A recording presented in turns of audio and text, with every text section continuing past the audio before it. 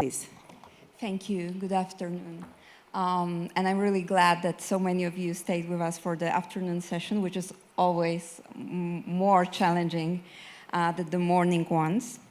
I'm already stressed with the time thing, but it hasn't started yet. So we are on the safe side. I prepared some introductory remarks and also to keep the time and not to speak too long and too much. I will just read out very basic and very like initial remarks, but I think that they can serve as the opening thoughts for this panel. So our conversation in this panel is about religious freedom, which has evolved significantly in contemporary discourse, including as a fundamental human right. And at its core, of course, religious freedom entails the right of individuals to practice, change, or abstain from any religion or belief without facing discrimination or persecution. And this right is critical not only for individual autonomy, of course, but also for fostering pluralism and coexistence within societies. But at the same time, in recent years, the rights of minorities, religious minorities, have received increased attention as these groups still face systemic discrimination, violence, and marginalization. And the rise of religiously motivated extremism and the weaponization of religion in various contexts have deepened the vulnerabilities faced by minority communities, including, and very much so, Jewish and Muslim minorities all around the globe. Moreover, the concept of religious freedom is frequently challenged by the tension between majority and minority beliefs. Laws and policies which are set to protect national security or public order have been employed to justify restrictions on the religious practices of minorities. Not only just laws and policies, but also legally binding court judgments, as Mayor Linton mentioned a moment ago, also by the two highest European courts. I'm referring here, of course, to the ritual slaughter cases. And thus the current landscape calls for a comprehensive approach that not only safeguards religious freedom, but also actively promotes the rights of religious minorities. And as the conversation around religious freedom and minority rights continue to evolve, it remains imperative for policymakers, scholars, civil society, and religious minorities themselves to engage in meaningful dialogue to protect these essential freedoms. And this is what I hope is what we are going to do today in this panel. So let me start with a general question that I would like to ask all my distinguished panelists. And I will ask you for, as we discussed, 5 minutes responses from each of you. So this general question is really a general one, but I think it's important to start from the very basic things. So what main challenges do you see today in protecting the rights of religious minorities, and what are the most serious threats, in your opinion, to religious freedom as such? And I'm asking these questions referring both to your academic research work, but also your everyday professional, but also personal experience. And in particular, do you see any new emerging, perhaps, trends in the way these challenges are being tackled in law and policies of states? So let's start with Professor Porat. Thank you very much, Aleksandra, for co-editing the book that my talk will talk about a little bit about my contribution to the book, and for being part of this amazing organization. I'm truly honored and happy to be here. And my mother tells me to speak up. I was about to say that I am doubly honored to be here, since this is the first conference where my mother, the renowned Professor Dina Porat, and my own personal mentor and hero, and myself are invited each separately to the same conference. So this is a special treat. Hi, Mom. You will hear her in the next panel. So the challenge that I'm going to talk about that relates to my contribution, which is about ritual animal slaughter campaigns or banning them, is about a new trend, but it's a bit more general, not just a legal one that relates to it, which is the moralizing of anti-Semitism, so that some of the new forms of anti-Semitism that were mentioned somewhat this morning have these very heavy moral tones and come from organization and practices that are particularly your self-professed morals, such as human rights organization and women's rights organization and gay rights organization, indigenous rights organization, black rights organization, international law, and so on. And in that respect, they're pretty different than older forms of anti-Semitism that still exist, such as Nazi anti-Semitism, which was almost self-professed anti-moral, right, which denounced the morality of the weak, of the Jews, or just regular right-wing anti-Semitism, which is coupled with Islamophobia and homophobia, and is generally against immigrants and those that are foreign and that pollute the purity of the nation. So we have these really unique recent phenomena such as Mamdani, who is himself an immigrant, and yet obviously an anti-Semite, right? So where does this come from and how does this work? And the way it works is that basically these organizations use a somewhat different set of goals, which at their center is the idea of victimhood and oppression, but use the same mechanisms of old anti-Semitism. And one mechanism that I talk about in my contribution, Ritual Animal Slaughter, is what I call moral externalization. That is, I can be moral and feel good about myself and be pure in my morality simply by externalizing all the moral costs on someone else, basically the Jews, right, or religious minority. Ritual animal slaughter is a good example because then I could be extremely pure in preventing cruelty to animals by banning ritual animal slaughter, but all the costs obviously is borne by religious minorities. I'm not affected at all by banning ritual animal slaughter because I don't have ritual animal slaughter. And in the same token, I can forgive myself from all the myriad ways in which I am cruel to animals by transporting animals, by raising them in horrible conditions, simply by eating them for my pleasure, right, which is pretty cruel. I don't need it to survive. So I am absolved by hanging all that is wrong and bad on a religious minority, and hopefully a religious minority that is also close enough to me. In that respect, Jews are better maybe than Muslims because they're closer, so I care more and I can more absolve my sins. I want to say just one thing until I end my 5 minutes, and that is about a newer topic that I'm working on, which is polarization, okay? Not related, but polarization means that we don't have one society, right? We don't have a center and then outliers at both extremes.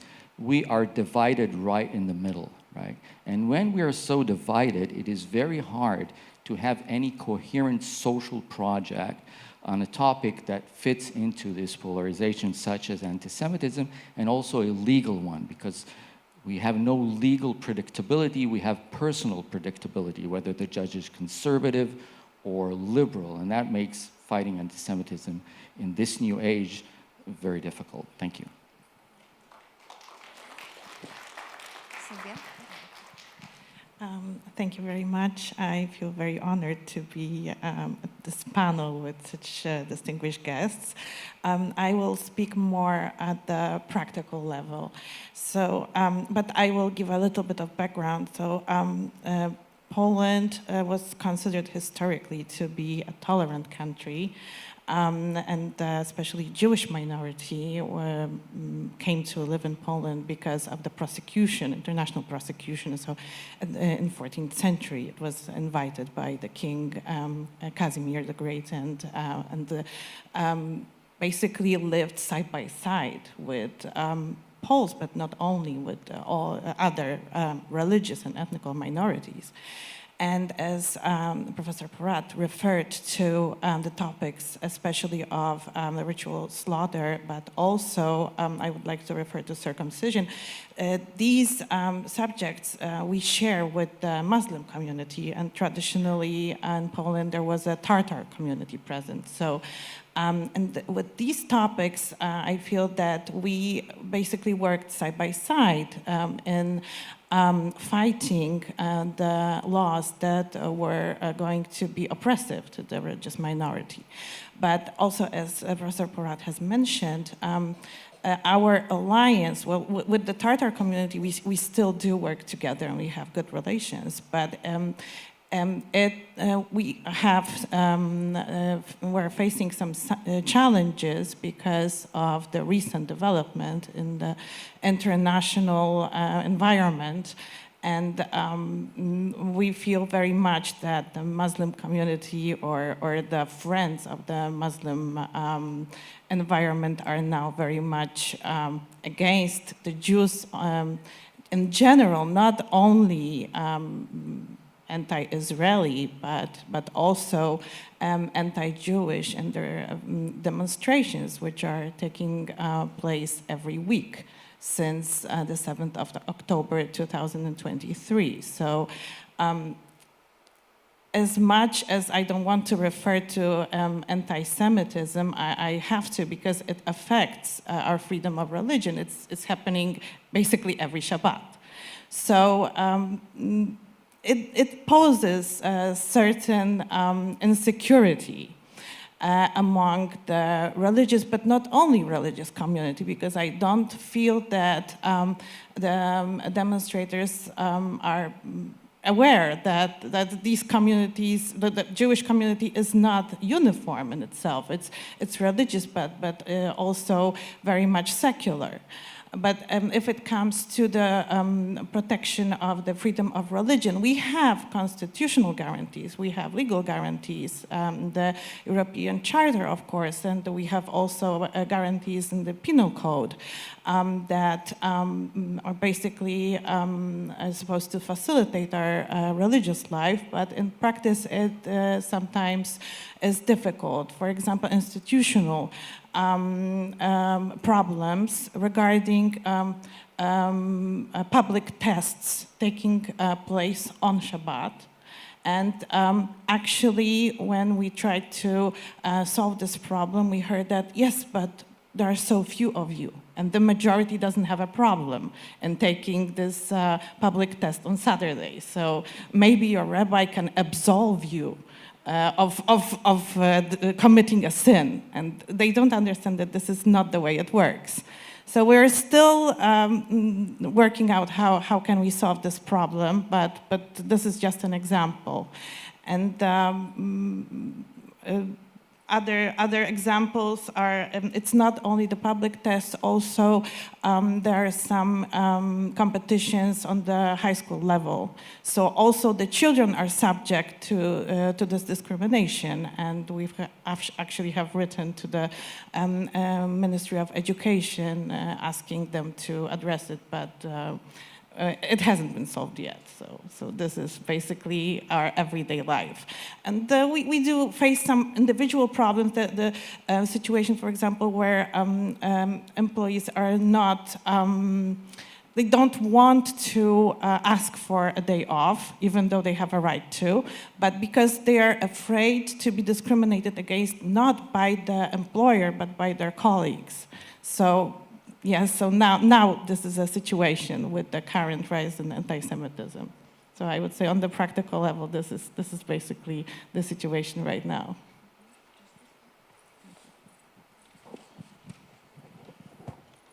Good afternoon. Thank you for having me here, and it's a pleasure to be in front of this honorable audience. I'm really pleased to to be with the IGL. Actually, we have to differentiate between a Muslim minority and Jewish minority, despite the fact that Meir is doing hard work in his book about the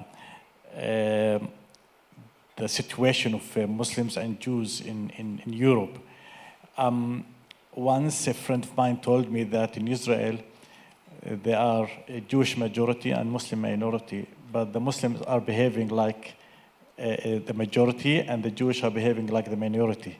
So, and that's a fact actually, because Muslims, whenever they will always try to behave like a majority because it's a preaching religion and they don't feel themselves as minority. There are minorities in many countries, but they are not original minorities. They are immigrants. And we see in Europe, for instance, and in France and every country in Europe, that the name Mohammed is spreading very, very fast. So we have to deal with the issue in different ways. For the Jews, we find that it's a long enmity of hundreds of years, and always Jews were discriminated against and were always like being a victim of anything. But Muslims, they are increasing faster than the Jews. There are immigrants coming to Europe and everywhere. And they also have such a huge Muslim community all over the world. They have 53 countries, 53 Muslim countries, not only one country as Israel. So we have to deal with it in different way. Sometimes when there is an issue with another country concerning the Muslim minority, you will find many countries will whisper in the ears of the politicians of such country to take account of such matters. And for Israel to stand alone and to protect all the rights of the Jews, that is not an easy task.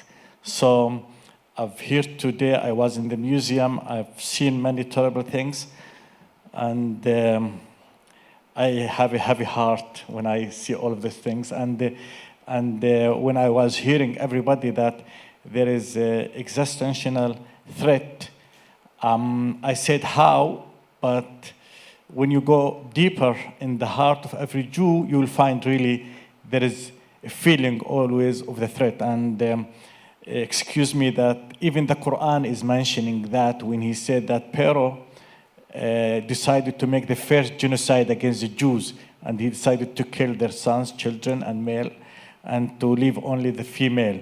So the Quran was teaching us Muslims that even in such a genocide against the Jews, God has helped the Jews and gave them the promised land at that time.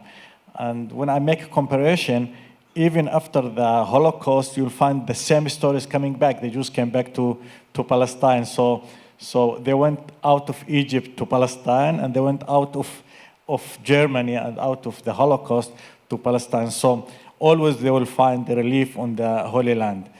But for the Muslims, as I mentioned, there is really the challenge is less because we don't have such a feeling and the threat that our existence is not going to prolong.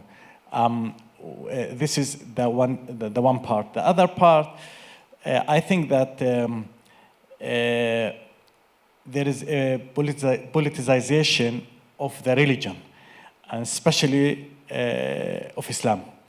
After the demise of the Ottoman Empire, we find that many groups, Muslim groups, start to regain the power to rebuild a Muslim caliphate, and the main stream is the Muslim Brotherhood.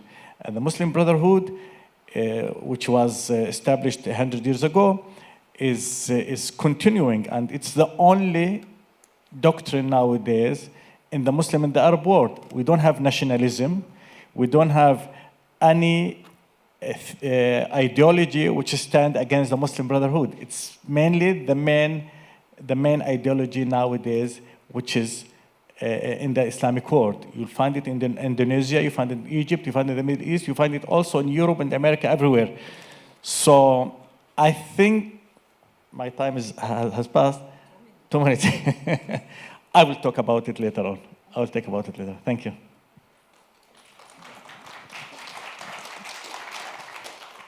I can't believe my eyes. We're like perfect on time, even better than perfect on time. Elliot, please go ahead. Thank you so much. I'm very fortunate I get to go last on the panel because I can reflect on what everyone has already said and also change my notes throughout the whole session. I think I want to reflect most on a phrase that you used at the very beginning, Aleksandra, where religious freedom isn't just about having a permissive environment to allow religious communities to practice their traditions, but it's also about actively promoting those rights. And I think that what we've seen potentially is a bit of an erosion of that. And I was reflecting as I was planning for this session that actually I think in modern societies it's not so much restrictions on Jewish practices from the state that is the problem. I think, as Sylvia was suggesting, it's more the restrictions that we place on ourselves. And not just talking about the fact that chicken should be pareve, but restrictions that we place on ourselves because we don't feel safe and secure within society. And I was having a look at data and research from various different places because as a civil servant, I spend most of my time looking at data. And the EU Fundamental Rights Agency survey, which actually reported on statistics from before the 7th of October, even though it came out in 2024. But even before the 7th of October, 76% of respondents across the EU said that they hid their Jewish identity at least occasionally, and that was up from 68% in 2013. 34% avoided visiting Jewish events or sites, and that was up from 23% in 2013. And as a post-7th of October comparison, the American Jewish Committee in their State of Anti-Semitism in America report covering 2024 said that 56% of American Jews said they altered their behavior out of fear of anti-Semitism, which is up from 46% in 2023 and 38% in 2022. And I think part of the worst thing for me about those statistics is that we know that isn't unjustified, that we see incidents, attacks against Jewish communities, Manchester on Yom Kippur, things happen to Jewish communities that make us fearful. It's not an unjustified and irrational fear of attack. We see communities attacked quite a lot, and I think one of the main challenges that arises from that is this additional security burden for communities. That it's not just that there is a fear that we have to try and overcome. It's also Jewish communities have to protect themselves, have to provide the resources to protect themselves, have to plan to protect themselves. You go to synagogues in some parts of Europe and they look much more like fortresses than they do like places of worship. And if I can have a little QVC moment.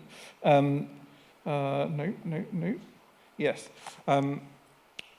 The Practical Guide to Understanding Anti-Semitic Hate Crimes and Addressing the Security Needs of Jewish Communities, which ODIHR published in 2017, was already recommending that governments and law enforcement agencies work with Jewish communities to improve their security apparatus and to provide the resources that communities need. And I think reflecting on what Sylvia was saying about demonstrations happening on Shabbat and the feelings of insecurity that creates, that's only more important now. And again, also reflecting on what you had said, it's not, when Jews are such a small proportion of the population, and there are so many competing priorities for governments, it's very easy to overlook the Jewish community's needs, and even more so in a cost of living crisis. Public budgets are increasingly squeezed. It's very hard to find the funds to actually support Jewish communities. So resources like the guidance that we have at ODIHR and guidance for governments to actively engage with Jewish communities on the issues that are affecting them, I think are one of the key ways that we can make sure that we're protecting Jewish communities and make sure that we're protecting freedom of religion and belief. Yeah. Applause. Thank you for these initial remarks. I think they are very good starting point for the second round of the questions. And in the meantime, I changed the questions. So the ones that we discussed are no more valid. Because it was thought-provoking what you said. Iddo, I will start with you, because you mentioned your new project on polarization, and I thought about something that I very often contemplate about.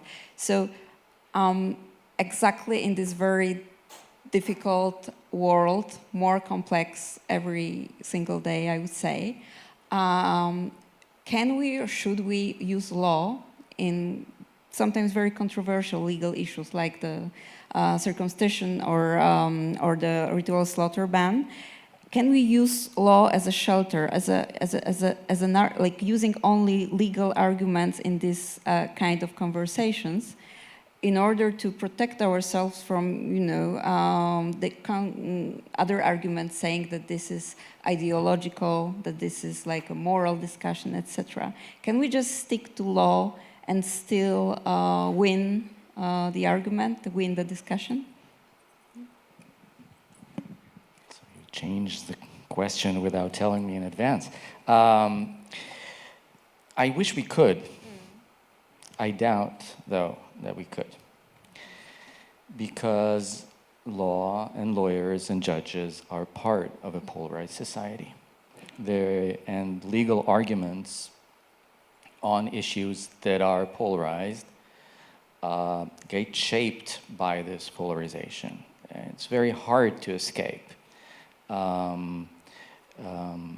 So ideally, law is kind of the safe haven from polarization. It's the one area where we could put ideology to the side and we could all agree to play by certain rules that we all have, and that would mitigate at least somewhat the polarization, because at least both sides knows that there are certain rules for the game and that there will be a court that will apply them and so on.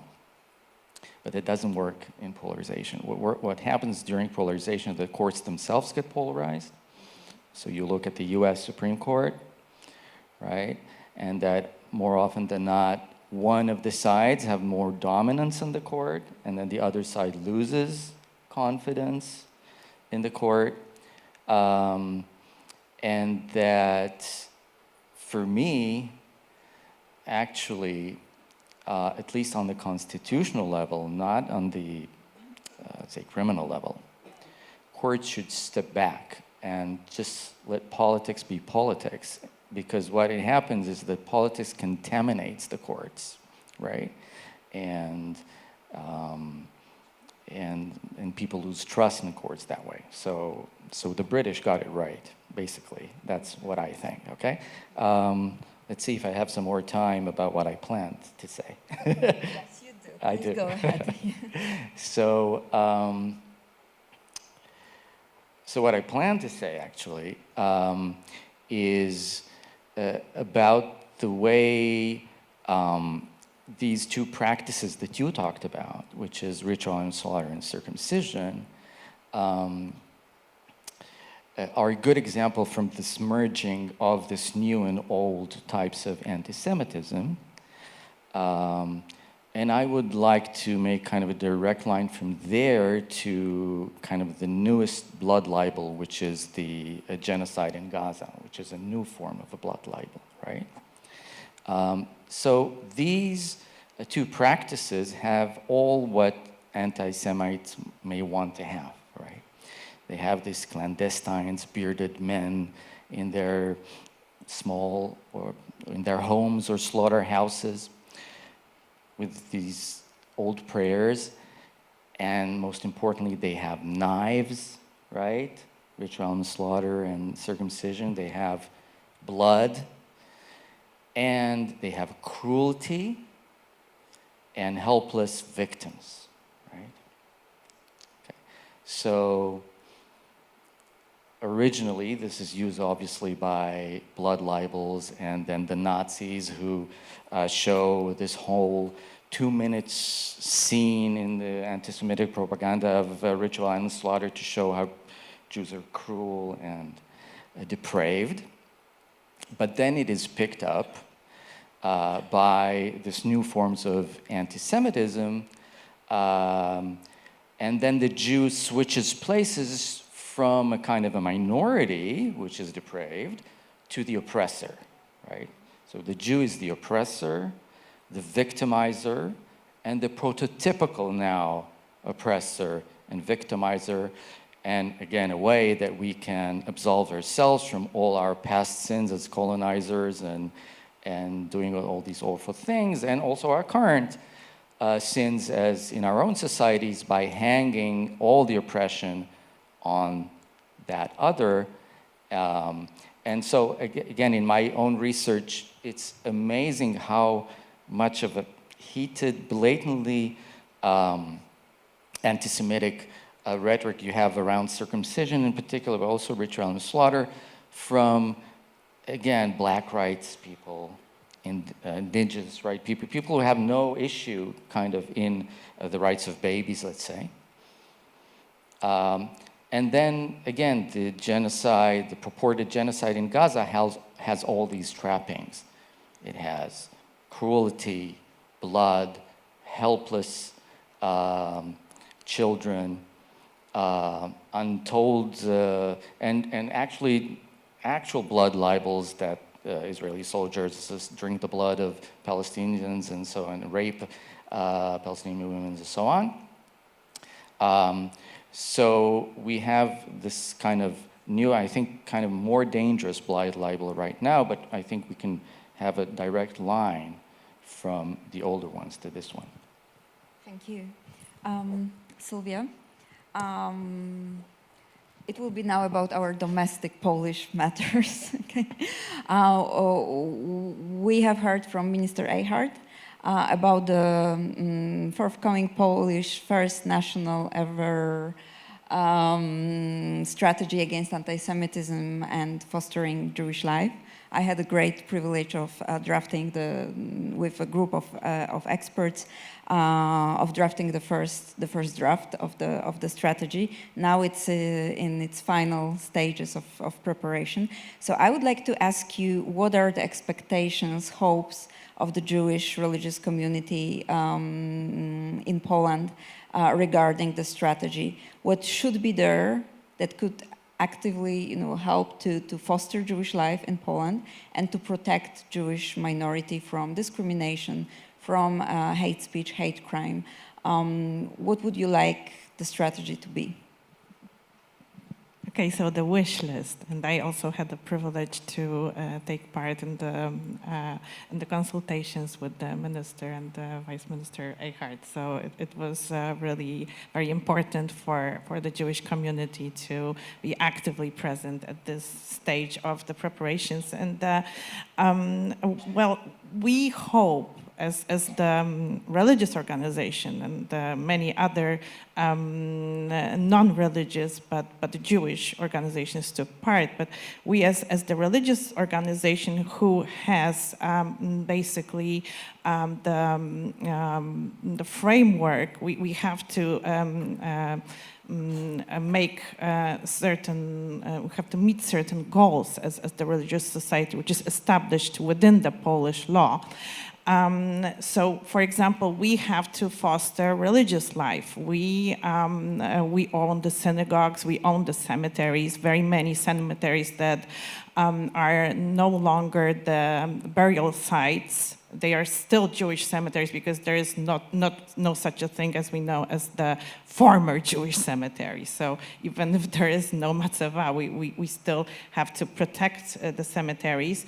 So basically, the strategy for us would be interconnecting past and the heritage with the present, with the living Jews. Because we, as the living Jews, will be protecting this heritage and the legacy, and while still creating the legacy for our children and grandchildren.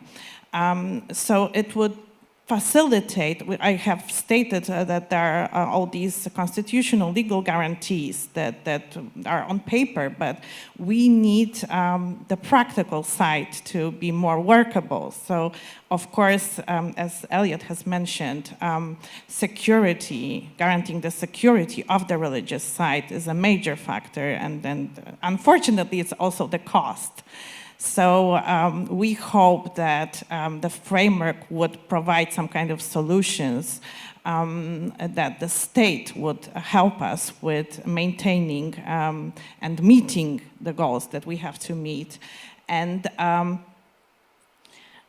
also the practical guidance in solving the institutional problems that I have mentioned. So, for example, guaranteeing and the practical guide to how to guarantee the Jewish rights to basically sit in an exam that is not on Shabbat, and it's a state exam. And I mean, yes, there are very few of us, but we still have a right to, for example, practice law, because I'm referring to the entry exams to the bar and to the notariate and to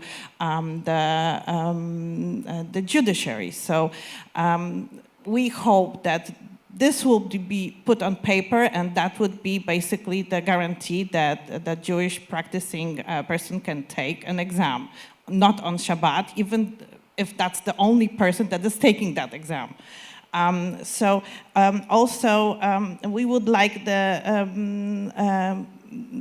We would like to have the guarantees for the living Jews that want to maintain kashrut. I know that there is a heavy pressure, not only on the Jews, but generally on the society to abstain from eating meat, for example. But we want to be guaranteed the human rights to be able to eat what Jews eat. Not all of us are vegan or vegetarian. I know that the Reform Jews very often are, and that's wonderful, but still we do have Orthodox community, and we want them to be able to basically stick to their way of life. And that also goes for the circumcision. People may choose not to circumcise their sons, but if they want to, it should be guaranteed, because this is the way of life. And in order to basically survive as the religious community, as the traditional community, as the community that for such a long time survived in diaspora, we have to have these rights guaranteed not only by law in an abstract form, but also in the practical form that these rights will not be taken from us. So I would love the strategy to also address very practical issues, not only in a general manner, but also in the form of a resolution on the not on the level of the legal superior act, but also as the practical form that we can basically work with. So I think that's basically. Thank you. So, yeah. I would like to ask or raise the issue of Islamophobia as a phenomenon, because most of us here in this room are very much engaged in counteracting anti-Semitism, fighting various forms of anti-Semitism. And we are constantly thinking about the new ways of fighting anti-Semitism, which ways are effective, what can be done, not only legally, but more broadly. And because these two phenomena are very similar in a way when it comes to the very essence of xenophobia and racism and other forms of prejudice. I would like to ask you, how do you look at this issue?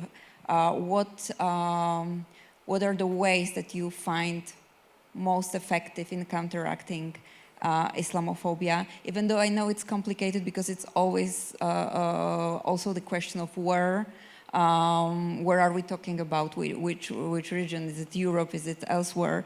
But most generally, how would you answer such a question? Thank you. Yeah, yes. Actually, what's going now in the new national state, and you'll find that nationalism is widespreading all over the world. Make America great again. And you find in England, you'll find that Nigel Farage is leading this national party, nationalism, and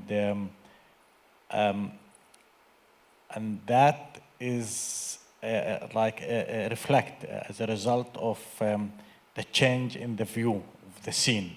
You find, for instance, as I mentioned, Muslims are minorities, but they are not original indigenous minorities. They are immigrants, and they are changing the scene.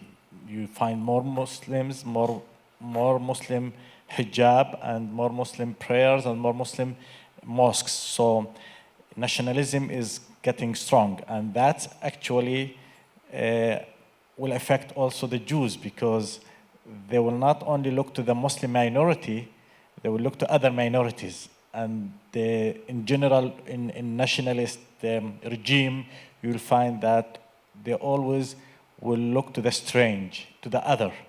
And even if he's originally from, as many mentioned, Jews were in Europe even before some of the European themselves.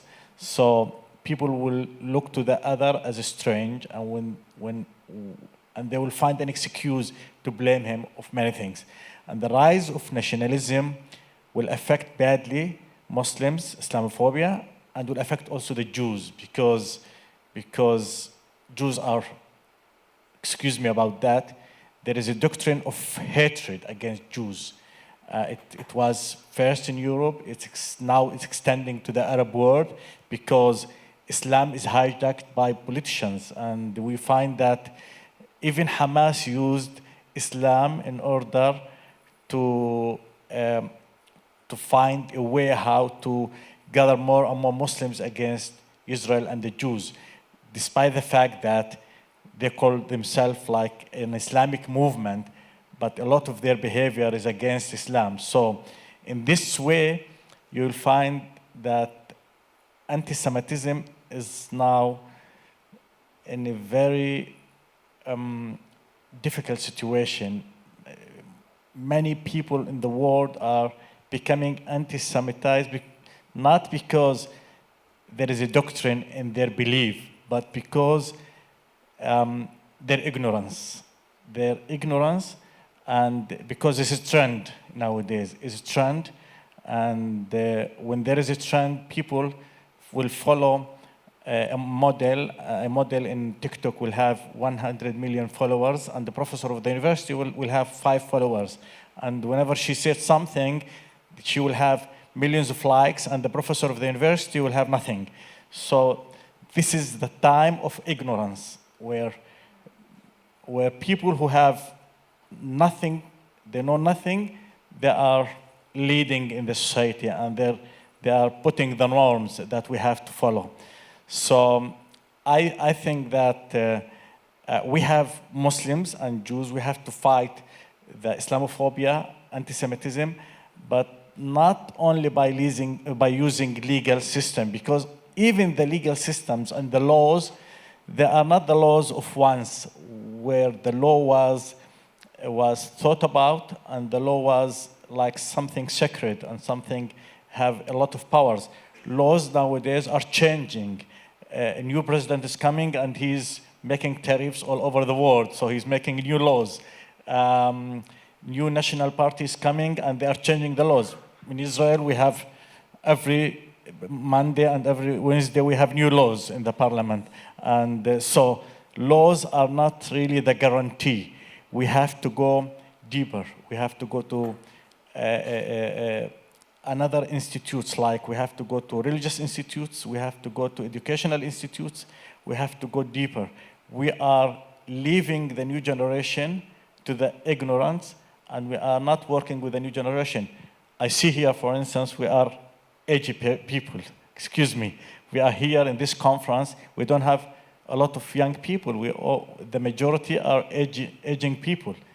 concerning myself also. So I think we have to work with the young because they are the future. Thank you. That's one of the most difficult issues, how to engage them. And I believe that this is also our lawyers' task, to engage young lawyers, law students, into this discussion and into this fight against all forms of racism and xenophobia. Elliot, I'm a great fan of ODIHR and your work in Tolerance and Non-Discrimination Department. I think it's crucially important, also for scholars, because we are using a lot your analysis, your recommendations, etc. So could you please tell us, perhaps in some more detail, about the trends that you're observing in this latest developments, and perhaps the ways we can foster today tolerance and challenge discrimination on the basis of your work at ODIHR. Yeah, thank you so much. It's very well timed because earlier this week, just on Monday, we published the newest edition of our annual hate crime report. So we now have the data for 2024 across the OSCE region for hate incidents and hate crimes reported into ODIHR. 17 states provided data for anti-Semitic incidents in 2024, out of a total of 47 who submitted all hate crime data, and we have 57 participating states in the OSCE, covering North America, Europe, and Central Asia. We're moving away a bit from quantitative analysis because the very long list of caveats that you need to provide to this sort of data makes it quite hard to actually be very useful. So I would suggest and recommend that, I don't have something to hold up this time, but absolutely have a look at the ODIHR hate crime report, which is on our website, and to go through some of the country analysis. But I'd like to highlight 3 trends that came out of the anti-Semitic data that I think feed into a lot of the conversations that we've been having today as well. The first thing that really struck me was and I was talking about it with a few people earlier, was the proliferation of incidents across society. So it's not, you have, as usual, anti-Semitic incidents happening at synagogues or Jewish schools or community centres, but actually what we saw in the data for this year was anti-Semitic incidents happening everywhere. That we had reports on public transport, we had reports at cinemas, workplaces, educational settings, healthcare settings. There really wasn't anywhere in society that someone hadn't reported an anti-Semitic incident. And I was thinking about it as I was reading through the report before it was published. And over the last year or so, while I've been in this role, and I've gone to quite a few of these sorts of meetings, the conversation about ambient anti-Semitism or an environment of anti-Semitism is something that's been coming up more and more. And I think that the data that we have in this report that we just published really reinforces that it gives a sense that there really isn't anywhere that you can go that you're not going to be a target, that you don't have to fear some sort of anti-Semitic attack. And that's, I think, quite jarring for society to come to. And I think one of the key trends that I wanted to highlight. The second, just reflecting on what was just said, was absolutely the impact on young people. The number of incidents that we had that target young people was quite stark. In a school setting, we had not just teachers exhibiting anti-Semitism towards students, but also students exhibiting anti-Semitism towards teachers, which is sort of mind-blowing. And it really absolutely shows that we need to work more with young people, that we need to try and educate them not just about Jews and anti-Semitism, but also how to be nice people. And I think that's something that maybe we're lacking a little bit across society. And on that, so ODIHR partners with UNESCO to produce guidance for school directors, for policymakers, for educators on how to address anti-Semitism in education, in the classroom. We're also developing a new piece of work that focuses more on universities, and we've seen anti-Semitism on campus is a huge issue.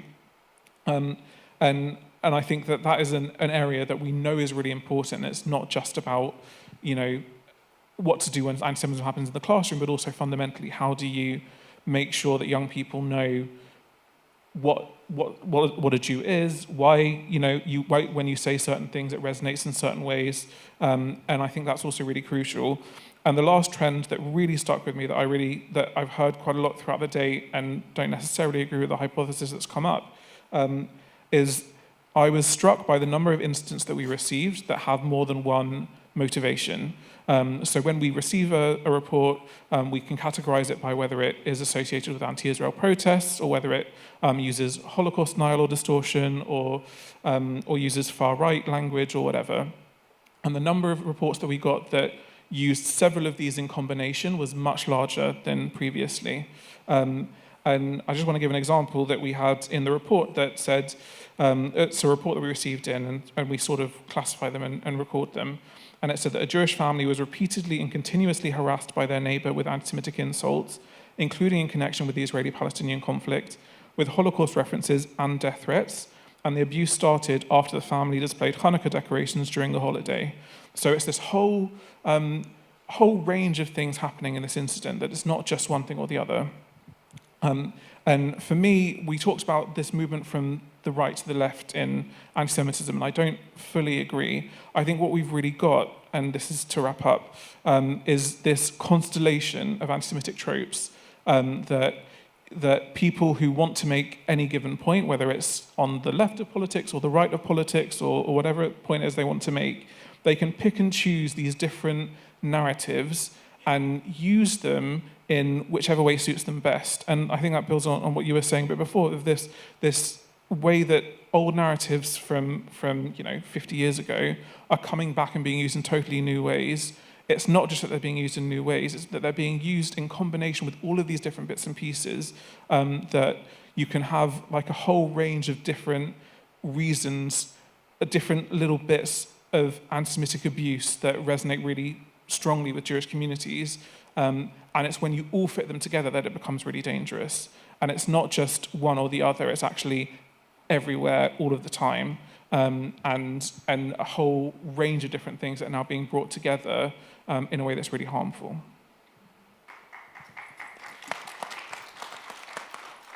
Thank you. I would like to thank all my panelists, distinguished panelists, and the audience.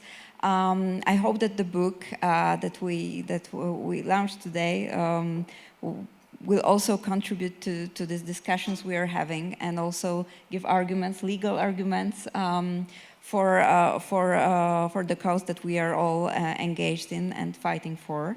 A lot of challenges, and new and old and emerging, but the work of all of you in different perspectives and different dimensions is crucially important for counteracting this negative phenomenon. Thank you very much. Thank you to the audience, and we are now moving to. I don't remember the program, I apologize. Are we moving directly to the next panel? Yes, okay, thank you.